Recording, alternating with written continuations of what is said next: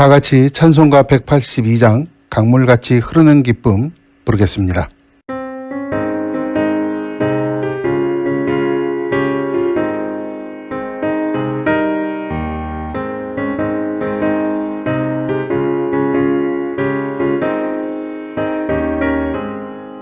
강물같이 흐르는 기쁨 성령 강림함이라 정결한 맘 영원하도록 주의 거처 되겠네.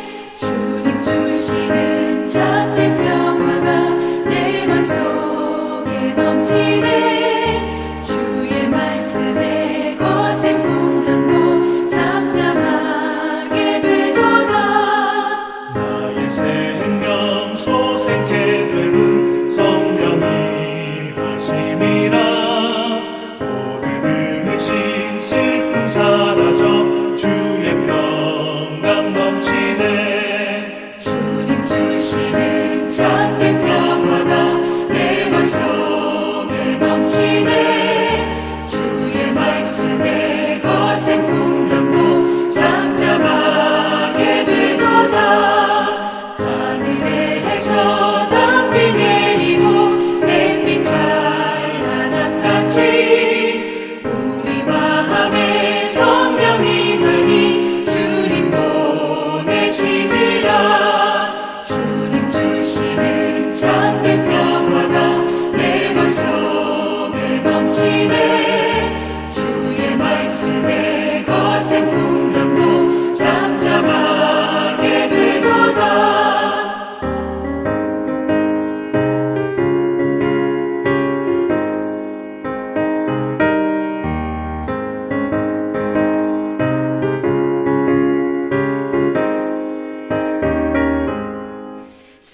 생명신에 넘쳐 흘러서 마른 광야 적시니 의의 열매 무르익어서 주수를 기다리네. 주님 주시는 참된 평화가 내 맘속에 넘치네. 주의 말씀에 거센 풍랑도 잠잠하게 되도다. 놀라우신 주의 은혜로 그의 얼굴 뵙겠네. 평화로운 안식처에서 영원토록 쉬겠네. 주님 주시는 참된 평화가 내 맘속에 넘치네. 주의 말씀에 거센 풍랑도 잠잠하게 되도다. 오늘 하나님께서 우리에게 주신 말씀은 사도행전 19장 8절부터 10절까지의 말씀입니다. 하나님의 말씀 사도행전 19장 8절부터 10절까지의 말씀입니다. 바울이 회당에 들어가 석 달 동안 담대히 하나님 나라에 관하여 강론하며 권면하되 어떤 사람들은 마음이 굳어 순종하지 않고 무리 앞에서 이도를 비방하거늘 바울이 그들을 떠나 제자들을 따로 세우고 두란노 서원에서 날마다 강론하니라. 2해 동안 이같이 하니 아시아에 사는 자는 유대인이나 헬라이나 다 주의 말씀을 듣더라. 아멘. 다 같이 기도하겠습니다. 하나님 감사합니다. 저희들에게 말씀 들을 수 있는 시간과 여건과 모든 것 허락하여 주셔서 감사합니다. 이 시간 하나님 말씀 앞에 나오니 말씀을 전하는 자나 듣는 자나 다 같이 하나님 오늘 우리에게 주시고자 하는 메시지를 마음으로 받고 또한 마음판에 새겨서 우리의 생활 중에 드러내는 귀한 크리스찬이 될 수 있도록 주님 인도하여 주시옵소서. 감사하고 예수 그리스도를 받들어 기도드립니다. 아멘. 저와 여러분은 지난주 설교 내용이었던 18장을 통해서 18장 23절부터 이제 사도 바울의 3차 여행이 시작되었다는 것을 우리는 알고 있습니다. 지난번 3차 여행이 시작하였을 때 이전에 있었던 1차와 2차 선교 여행과는 확연히 다른 점이 오늘 19장에서 펼쳐지기 시작합니다. 그것이 바로 사도 바울, 이제 3차 여행부터는 사도 바울만의 사역이 아니었다는 것이죠. 지난주에 보면은 에베소에서 아볼로라는 사람이 당시 에베소 교회의 지도자였던 브리스길라와 아굴라 부부의 그런 영적 도움을 받고, 그래서 크게 깨닫고 또한 고린도로 건너가서 그 교회에 이제 목회자로 서는 모습을 우리는 지켜볼 수가 있었습니다.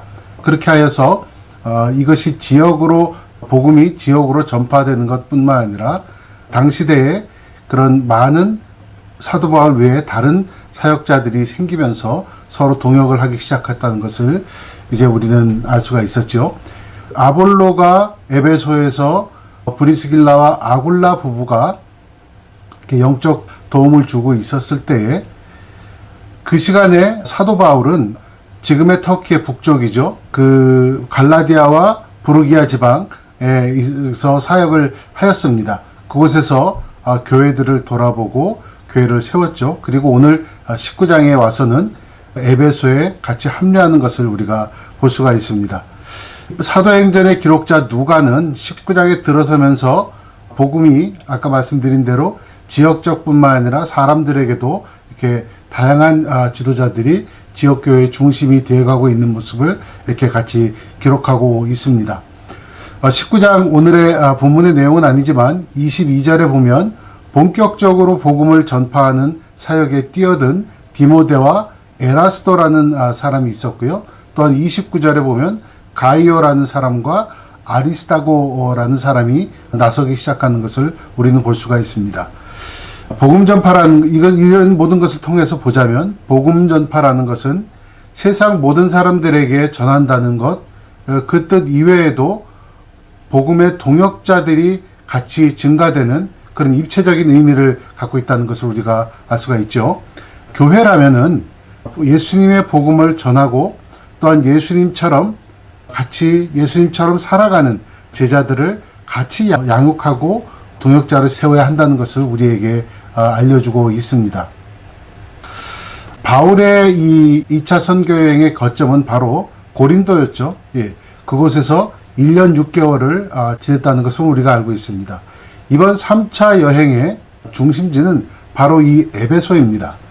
오늘 본문의 8절부터 10절까지의 내용을 보자면 이 유대의 회당에서만 3개월을 보냈고 또한 회당에서 사역을 끝내고 두란노 성원으로 옮기는데 그곳에서 2년을 더 보냈습니다.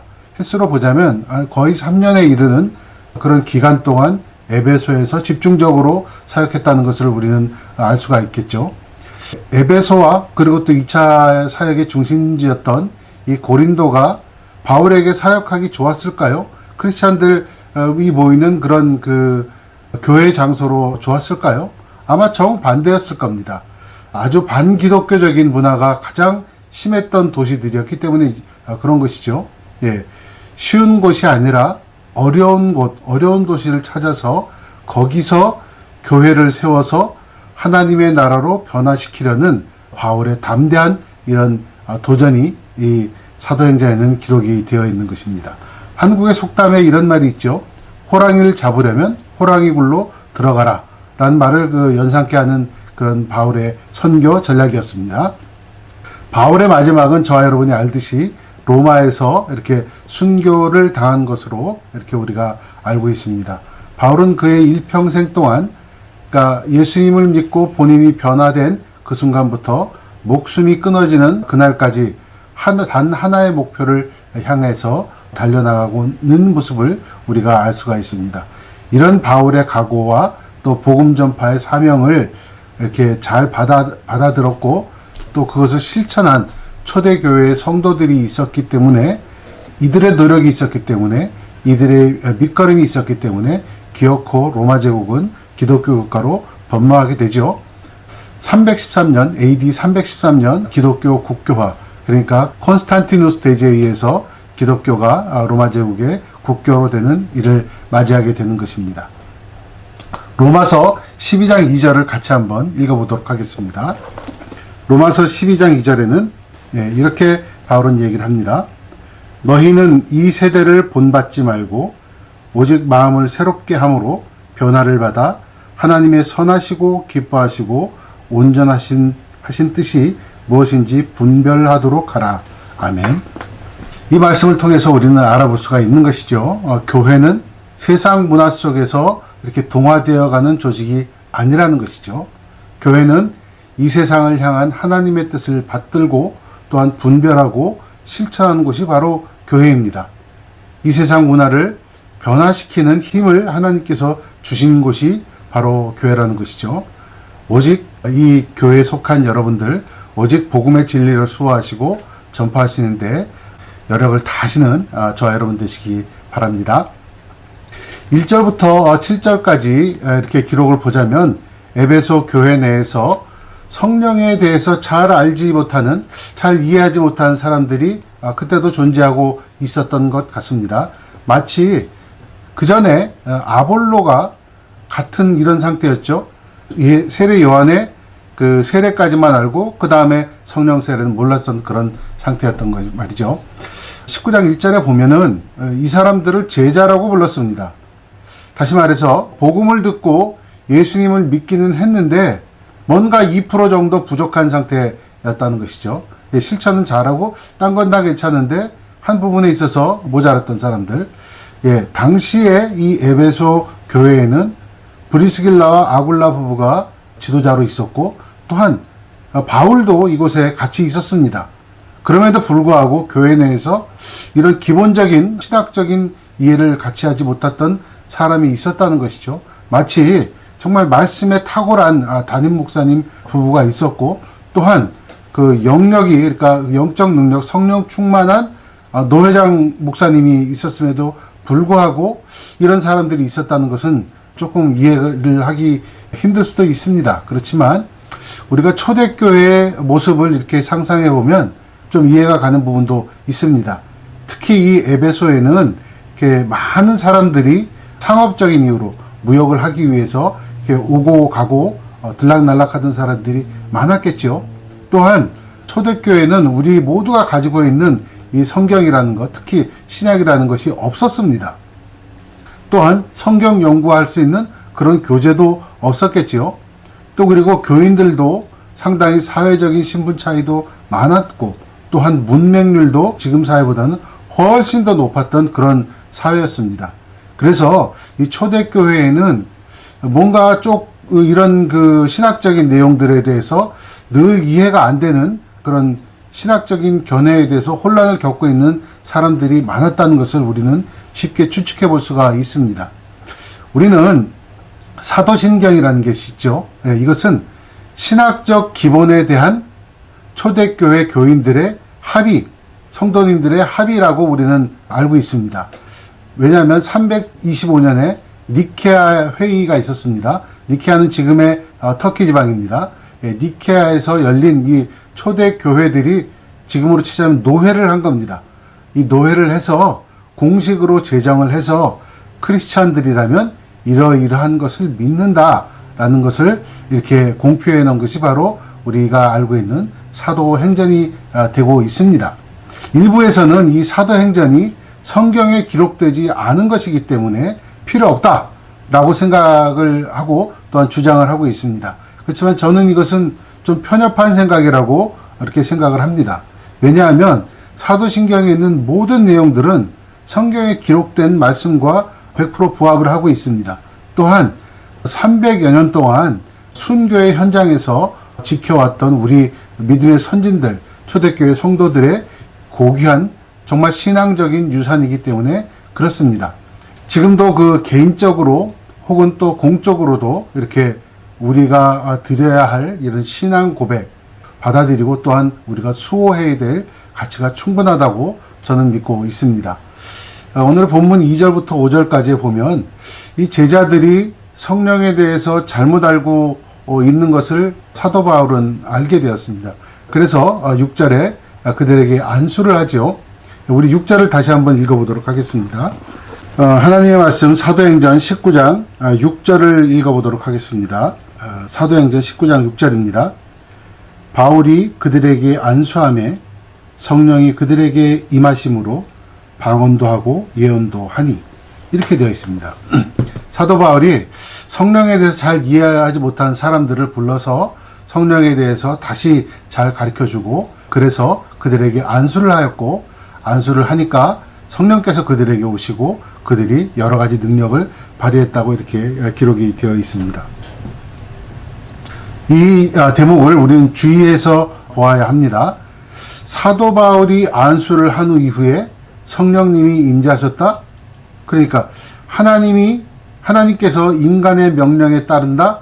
라는 생각을 가지시면 좀 여기에 대한 부분에 대한 오해입니다.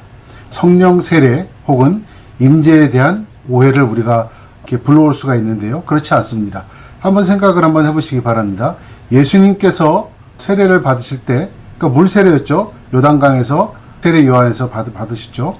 물 세례를 받으실 때 성령 세례가 동시에 일어났습니다. 초대교회 오순절 때에는 성령 세례만 일어났지요. 그리고 사도행전 8장에 보면 빌립 집사가 사마리아를 전도를 하였는데 많은 사람들이 그 자리에서 믿었습니다. 그렇지만 성령 세례는 그 이후에 베드로와 요한 사도가 온 뒤에 일어났습니다. 다시 말해서 이 물 세례와 성령 세례는 같이 올 수도 있고 아닐 수도 있습니다. 이것이 무엇을 의미하느냐? 성령 하나님께서는 꼭 물 세례 때 같이 오신다라는 것이 아니죠. 사람의 시간이나 그런 일정에 속박받으시 않으신다는 그런 얘기가 되겠습니다. 그리고 성령 하나님 자신께서 원하시는 시기와 그 방법으로 우리에게 오신다는 것을 우리는 알 수가 있습니다. 종종 우리도 착각할 때가 있습니다. 우리의 착각은 우리가 원하는 방법으로 성령 하나님의 임재에 대한 그런 기대를 하고 있다는 것이죠. 성령 하나님의 역사하심을 우리 스스로 제한하는 결과를 가져오게 되는 것입니다. 주기도문을 한번 살펴볼까요? 주기도문에는 뜻이 하늘에서 이루어진 것처럼 땅에서도, 이런 말씀이 있죠. 또한 겟세마네 동산에서 예수님께서 기도하실 때 내 뜻대로 마옵시고 아버지의 뜻대로, 이런 기도를 하셨습니다. 하나님의 뜻대로, 이것이 중요한 겁니다. 하나님의 뜻이 우리에게 일할 때까지 기다리고 기대하는 우리가 되기를 바랍니다. 7절에 보면 아주 흥미있는 구절이 있습니다. 그 제자들이 사도 바울 앞에 와서 성령에 대해서 다시 배우고 안수를 받았던 그 제자들이 12명이라고 되어 있습니다. 예수님도 12명의 제자를 남기셨지요. 이게 우연의 일치인지는 모르겠지만 저는 그런 생각을 가졌습니다. 사도 바울의 인생과 그의 사역이 점점 예수님을 닮아가는 것이 아닐까, 이렇게 한번 생각을 해보았습니다. 8절부터 10절까지에는 사도 바울이 복음을 전파하는 내용이 이렇게 기록이 되어 있습니다. 이 에베소의 유대인 회당에서 3개월 동안 집중적으로 하였고, 또 그 이후에 2년 동안 두란노 소원으로 옮겨서 복음 전파를 하였습니다. 여전히 유대인의 회당에는 받아들인 사람도 있었고, 또한 비방하는 사람들도 있었습니다. 반대를 위해서 반대를 한 사람들이 있었다는 것이죠. 이런 부류의 사람들을 만나면 사회이든 교회이든 논쟁에 휘말리게 되고 영적 기력을 소진하게 됩니다. 원하든 원하지 않든 이런 논쟁에 휘말리다 보면 본인이 세워놨던 계획과 일들이 이렇게 망치는 경우가 종종 있습니다. 바울은 제자들을 따로 그 유대인 회당에서 가르칠 수 있도록 제자들을 세우고 본인은 두란노 소원으로 옮겨서 계속 복음을 전파했습니다. 이상한 점이 하나 있죠. 평소에 바울이라면 논리 싸움 혹은 율법 싸움, 당시로서 성경이었겠죠. 성경의 논쟁에 관해서는 그야말로 접은 적이 한 번도 없는 당대의 탁월한 변증가였습니다. 그런데 왜 에베소의 이 교회에서 혹은 에베소에서 이 논쟁에서는 한 발을 물러나서 본인이 두란노 소원으로 옮겼을까 하는 의문입니다. 개인적인 추측입니다만 논쟁하는 일로서는 세상을 변화시킬 수 없다라는 결론을 내렸던 것 같습니다. 예수님이 12제자를 기르신 것처럼 본인도 제자들을 키워서 세상을 변화시킬 계획을 이때부터 세운 것이 아니었을까, 본격적으로 세운 것이 아니었을까, 저는 그렇게 생각을 해봅니다.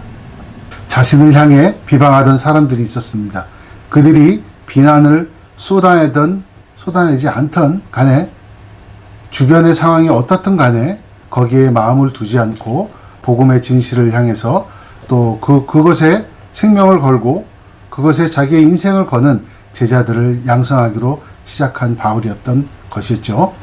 이제 회당에서 말고 이제 서원에 가서 이렇게 3년 동안 사역을 하는데 이 서원의 이름은 두란노였습니다.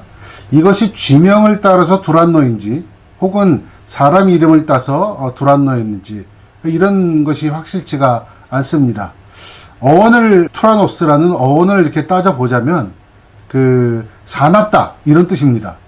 그래서 거기에서 파생된 영어 단어가 있죠. 독재, 폭정 이런 것을 뜻하는 티란이라는 단어가 여기서 파생이 되었습니다. 그리고 고대 그리스의 철학자 중에 한 명이었던 투라노스라는 사람이 있습니다. 뭐 이런저런 것을 생각해 보면 아마 논쟁에서 지는 것을 허락하지 않았던 아마 폭군과 같은 그런 그런 철학자 투라노스가 전에 제자들을 가리키던 곳에서 사도 바울이 가리켰던 것이 아니었을까. 그래서 두란노 서원이 아니었을까 이렇게 생각을 합니다. 뭐 이것은 뭐 저의 추측이니까 믿거나 말거나입니다. 전에 어떤 곳이었든지 그게 중요한 것이 않다는 것이죠. 예, 그랬던 곳이 유대인과 또 헬라인과 로마인과 문화와 지역을 뛰어넘어서 모든 민족에게 복음을 전하는 장소로 바뀌었다는 것이 중요한 것이죠. 예, 훗날 이 두란노 소원에서 사도 요한도 이곳에서 마지막 여생을 마치게 되지요. 고린도후서 5장 17절을 보겠습니다. 바울이 고린도에 있는 성도들에게 이런 말을 전한 적이 있습니다. 고린도후서 5장 17절에는 이렇게 기록이 되어 있습니다. 저와 여러분이 너무나 잘 알고 있는 구절이죠. 그런즉 누구든지 그리스도 안에 있으면 새로운 피조물이라 이전 것은 지나갔으니 보라 새 것이 되었도다. 아멘. 예전 것이 아니라 새로운 것으로 변화하는 것, 그것이 교회입니다. 이것을 유산으로 남겨놓은 것이 바로 사도 바울입니다. 그리고 초대교회 성도들입니다. 예전 것은 지나가고 새로운 것으로 변화하는 교회라는 것이죠. 10절에 보면 아시아에서 온 아시아에 이런 사람들이 이렇게 다 복음을 믿게 되었다 이렇게 전하고 있습니다. 이 여기서 말하는 아시아는 터키 지방을 얘기합니다. 지금의 터키. 예. 모든 사람들이 복음을 듣게 되어서 변화받고 구원을 받았다는 것이죠. 이후 구절들에서 복음과 함께 놀라운 능력들이 또한 발휘되었다는 것을 기록하고 있습니다.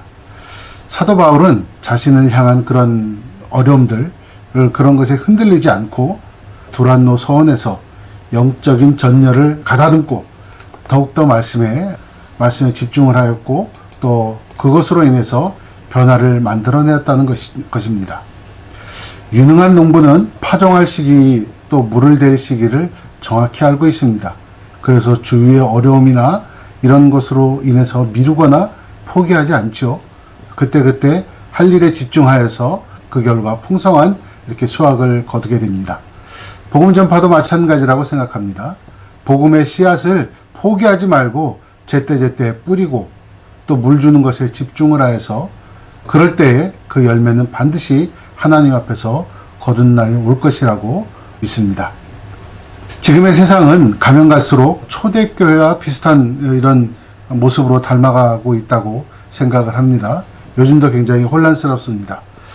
바울과 그의 주변에서 일어났던 일을 보면 이 말씀들이 초대교회의 말씀을 통해서 우리를 향한 분명한 메시지가 있다고 저는 믿습니다.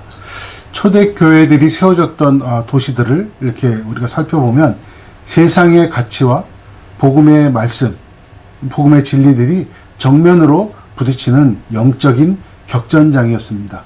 지금의 우리 삶도 마찬가지입니다. 우리 이곳에서 예수님 닮은 제자들을 세우고 또 말씀 전하는 것에, 말씀 가리키는 것에 집중하시기 바랍니다. 비난에 흔들리지 말고 꾸준히 복음을 전파해서 세상을 변화시키는 위대한 신앙의 유산을 저와 여러분이 남겼으면 합니다. 그것이 그런 신앙의 유산이 있었기 때문에 우리에게 이러한 교회의 역사와 또한 믿음의 유산도 있었기 때문에 그렇습니다. 이러한 신앙의 유산들을 잃지 말고 또한 우리에게 주어진 이 세상의 어려움들과 당당히 맞서 싸우시는 저와 여러분 되시기를 축원합니다. 같이 기도하겠습니다. 하나님 감사합니다. 저희들 한 사람 한 사람이 복음의 가치를 수호할 수 있도록 하시고 세상에 어려움이 있더라도 말씀에 집중하고 가르치는 데 집중하고 또한 전파하는 데 집중하여서 우리 주위 사람들이 예수 그리스도의 제자로 거듭날 수 있도록 그래서 세상 모든 사람들이 복음을 받아들이고 또 믿을 수 있도록 그 일에 우리가 쓰임받을 수 있도록 주여 인도하여 주시옵소서. 감사하고 예수 그리스도를 받들어 기도드립니다. 아멘. 지금은 우리 주 예수 그리스도 구원의 은혜와 전능하신 하나님 아버지의 무한지극 영원하신 사랑하심과 성령 하나님 우리 삶 속에 내주하시고 감동감화 섭리하시는 역사가 우리 뉴포인트 교회 성도들과 저들의 가정과 일터 위에 지금부터 영원토록 함께 하시기를 축원하나이다. 아멘. 세상에서 천일을 사니 주 안에서 하루를 사는 삶이 복되도다. 주 안에서 하루를 사는 삶이 십자가 무거워서 버리는 이 십자가 짊어짐이 최후의 영광이라 십자가 짊어짐이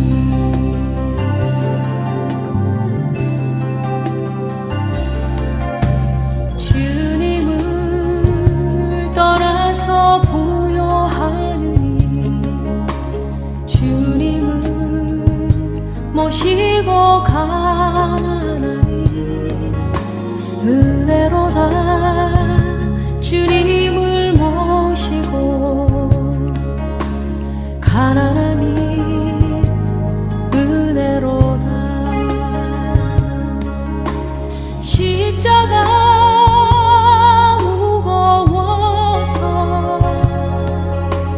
버리는 이 십자가 짊어짐이 최후의 영광이라 십자가 짊어짐이 세상에서